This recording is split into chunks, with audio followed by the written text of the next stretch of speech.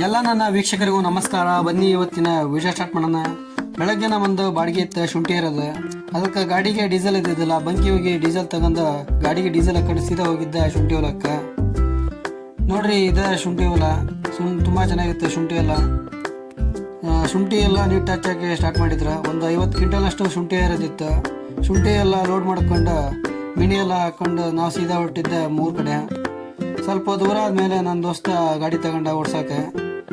ಸೀದಾ ಮನೆಗೆ ಬಂದು ಲೋಡ್ ಎಲ್ಲ ಇಳಿಸಿದಾದ್ಮೇಲೆ ಬೈಕ್ ತಗೊಂಡು ಸೀದಾ ತೋಟದ ಕಡೆ ಹೊರಟಿದ್ವಿ.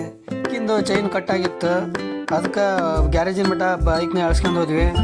ಗ್ಯಾರೇಜಿಗೆ ಹೋಗಿ ಚೈನ್ ಲಿಂಕೆಲ್ಲ ಹಾಕ್ಸ್ಕೊಂಡು ರೆಡಿ ಮಾಡ್ಸ್ಕೊಂಡು ಸೀದಾ ಮನೆಗೆ ಬಂದ್ವಿ. ಮನೆಗೆ ಬಂದಾದ್ಮೇಲೆ ರಾತ್ರಿನೂ ಒಂದು ಬಾಡಿಗೆ ಇತ್ತು, ಅದು ಕೂಡ ಬಿದ್ದು ಶುಂಠಿ ಏರೋದಿತ್ತು. ಶುಂಠಿ ಎಲ್ಲ ಏರ್ಕೊಂಡು ಸೀದಾ ಹೋಗಿದ್ದ ಮನೆಗೆ ಬಂದಾದ್ಮೇಲೆ ಸ್ವಲ್ಪ ಹೊತ್ತಿಗೆ ಮಳೆ ಕೂಡ ಸುರಿತು. ಇವತ್ತಿನ ವಿಡಿಯೋ ಇಷ್ಟೇ ಫ್ರೆಂಡ್ಸ್. ಮುಂದಿನ ವಿಡಿಯೋ ಸಿಗೋಣ. ಬಾಯ್.